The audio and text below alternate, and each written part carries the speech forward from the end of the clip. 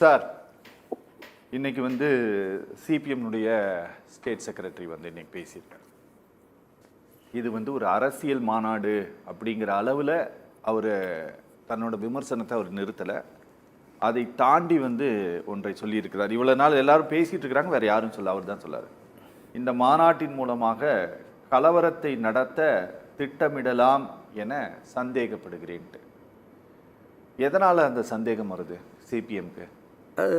வரலாற்றில் என்ன நடந்திருக்குங்கிறத யோசிச்சிங்கன்னா திரு சண்முகம் அவர்களுடைய சந்தேகம் உண்மையானது என்று நாம் புரிந்து கொள்ளலாம். சரி, அயோத்தியில் என்ன நடந்தது, குஜராத்தில் என்ன நடந்தது, இப்படி பல இடங்களில் என்ன நடந்தது அப்படின்னு யோசித்து பார்த்தீங்கன்னா, இவர்கள் ஆட்சியை பிடிப்பதற்காக எந்த கலவரத்தை தூண்டுவதற்கும் தயாராக இருக்கிற ஒரு கூட்டம்.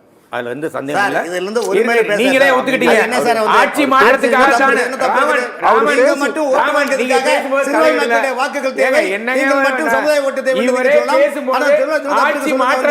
இவரே அந்த வார்த்தையை பயன்படுத்தினாரு.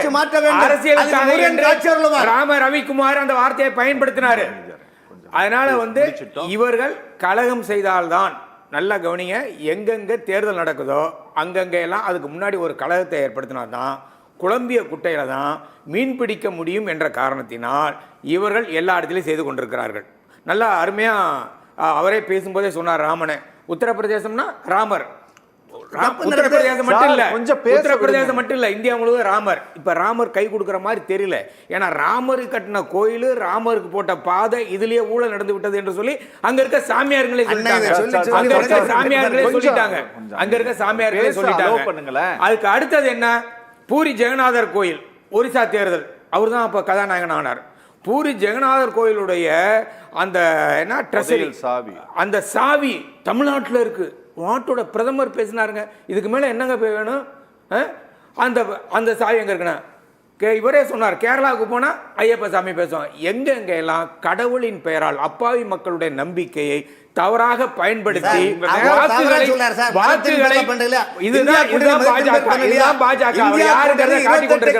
இதை விட சத்தமாக எனக்கு பேச தெரியும். இது மாதிரி ஜனநாயக பண்பு இல்லாம பேசக்கூடாது. முதல்ல பேசுறதை கேட்டுட்டு அப்புறம் பேசுங்க.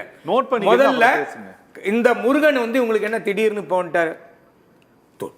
தொல்காப்பியத்திலே முருகனை பற்றி பாட்டு இருக்குங்க. தொல்காப்பியத்திலேயே பாட்டு இருக்கு. அதே மாதிரி கிமு 2ஆம் நூற்றாண்டுல இருந்து முருக கடவுள் இருக்கார். அவர் யாருன்னா குன்றத்திலே வாழ்கிற ஒரு தெய்வம், அதாவது மலைவாழ் மக்களுடைய ஒரு தெய்வம், ஒரு வேடன். முருகன் என்பவன் யார்? ஒரு வேடன். இவங்க கட்சி எப்போ ஆரம்பிக்கிறாங்க? பிஜேபி 1980. இந்து முன்னணி எப்ப ஆரம்பிக்கிறாங்க? 1980. நோட் பண்ணிக்கங்க. 1980 அல்லது நான் சொல்றது பல நூற்றாண்டுக்கு முன்னாடியே முருக கடவுளை பத்தி நம்ம தமிழ்நாட்டில் தமிழ் இலக்கியங்கள்ல இருக்கு. அதுக்கெல்லாம் நான் போகல.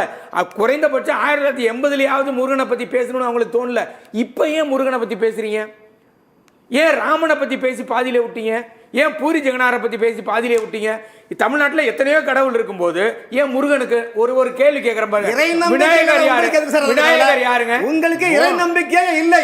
இறை நம்பிக்கை எதுக்கு எந்த கவலை சொல்லுங்க. இறை நம்பிக்கை உண்டா இல்லையா என்பது வேறு விஷயம். ஒரு மாநிலத்தில் ஒரு ஆளுகின்ற கட்சிக்கு தொல்லை கொடுப்பதற்காக நீங்கள் ஒரு மாநாட்டை நடத்துகிறீர்கள். நோட் பண்ணிக்க. வாக்கு வங்கி அரசியலுக்காக நல்லா ஞாபகம் வச்சுங்க. வாக்கு வங்கி அரசியல் என்ன நடந்தது? திருப்பரங்குன்றத்தில் கழகம் ஏற்படுத்த முயற்சி பண்ணீங்க, கழகம் நடக்கல நீங்க எதிர்பார்த்த மாதிரி. அந்த ஊர் மக்களே எதிர்ப்பு தெரிவிச்சாங்க. ஊர் மக்களே எதிர்ப்பு தெரிவித்து கடை அடைப்பு நடத்தி மக்கள் முன்னாடி வந்து பேசுறாங்க. எங்க ஊர்ல எந்த பிரச்சனையும் இல்லைங்க, வெளியூர்ல இந்த ஆளை இறக்குமதி செய்து கழகம் செய்ய முயற்சி செய்கிறார் என்று ஊர் மக்களே பேசுறாங்க. அங்க கழகம் வரல. எப்படியாவது மதுரையில ஒரு கழகம் வரணும். அதுக்கு யாரை பிடிச்சாங்கன்னா முருகனை பிடிச்சிட்டாங்க. நான் கேட்குறேன், என்ன தமிழ் கடவுள் இப்போதான் உங்களுக்கு தமிழே தெரிஞ்சது, தமிழ் கடவுள் முருகன் தெரிஞ்சா இவ்வளோ நாளாக தெரியலையா? அப்போ உங்கள் நோக்கம் என்ன? நீங்கள் தமிழ்நாட்டை தவிர வேற எங்கேயாவது முருகன் கோயில் அவர் சொன்னார் குஜராத்தில். அவர் என்ன முருகன்? ஊர்ல ஒரு பேர் வைப்பாங்க. ஆமா, உண்மைதான். உத்தரகாண்ட்ல கார்த்திக் கோயில். கார்த்திகேய தமிழ் பேரே வராது. முருக கடவுள் பேரை தமிழ எப்படி சொல்லுவாங்கன்னா, அவரை வந்து சுப்பிரமணிய சுவாமி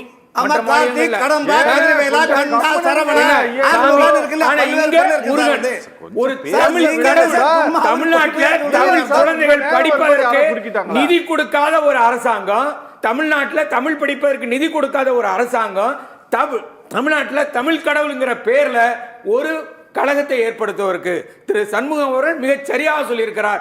எப்படியாவது தமிழ்நாட்டில் கலவரத்தை ஏற்படுத்தினால், ஏன்னா எந்த ஷா வந்தால் நடக்காது என்று முதல்வர் சொல்லிவிட்டார். அப்ப இந்த ஷாவை சொல்லிட்டு போறார். நீங்க கேட்டீங்களா அரசியல் இருக்கா இல்லையான்னு கேட்டீங்களா, அரசியல் தான். இல்லனாக்க உள்துறை அமைச்சர் வந்து 22ஆம் தேதி மாநாட்டுக்கு கூட்டம் அதிகமா வரணும், இதே போல கூட்டம் சொல்லுவாங்களா? இல்லை என்றால் பிஜேபியோட மாதர் சங்க தலைவி குடும்பத்தோட உறவு கொண்டு நாங்க மக்களை திரட்டுவோம்னு சொல்லுவாங்களா? அதுக்கு காரணம் என்னன்னா, உள்ளே இருப்பது வேறு, வெளியே தெரிவது முருகன், உள்ளே இருப்பது பாஜகவின் கலவரம். கடவுள் நம்பிக்கை என்பது வேறுங்க. சரி, நாம யாரும் கோயிலுக்கு போகாதீன்னு இங்க யாரும் கேட்கவும் இல்லை, பேசவும் இல்லை. கோயிலுக்கு போங்க, தேங்காயை உடைங்க, தலையை உடைச்சிக்காதீங்க, மண்டையை உடைச்சிக்காதீங்கன்னு தான் நாங்கள் சொல்கிறோம். அது மட்டும் இல்லாமல் ஒரு நம்பிக்கை என்பது அந்தந்த மனிதனுடைய தனிப்பட்ட பிரச்சனை. அது பொதுவெளியில் வந்து ஒரு அரசியலாக்கக்கூடாது. அது இன்னைக்கு கடவுள்னா யாருப்பா? அதை வந்து ராம ரவிக்குமார் ஒரு விஷயத்த சொன்னார். கோயில் பணத்தை எடுத்து நீங்கள் கல்யாண மண்டபம் கட்டாதீங்க, கல்லூரி தொடங்க. பல கடவுள் ராமகிருஷ்ண பரமஹம்சர் ஒரு விஷயத்தை சொல்கிறார். பணம் படைத்த மனிதா, நீ இறைவனை தேடி எங்கே அலைகின்றாய்? உன் பணம் அனைத்தும் அம்பிகையினுடையது. எனவே ஏழைகளுக்கு வயிறார உணவு கொடுனார். யார்? ராமகிருஷ்ண பரமஹம்சருக்கு மேல ஒரு சாமியார் இருக்க முடியுமா?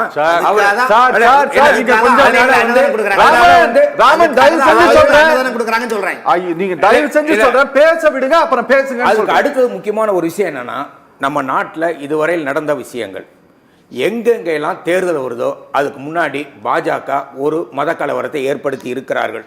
எப்பொழுதெல்லாம் தேர்தல் வருகிறதோ அப்போதெல்லாம் அதே மாதிரி தாக்குதல், ராணுவ தாக்குதல், அந்த தாக்குதல், இந்த தாக்குதல்னு அது கட்டன் ரைசர் மாதிரி ஒன்றை உருவாக்குவாங்க. அப்படி உருவாக்கிட்டு இந்த நேரத்தில் கலங்கிய குட்டையில மீன் பிடிப்பது என்பது பாஜகவின் கைதேர்ந்த கலை.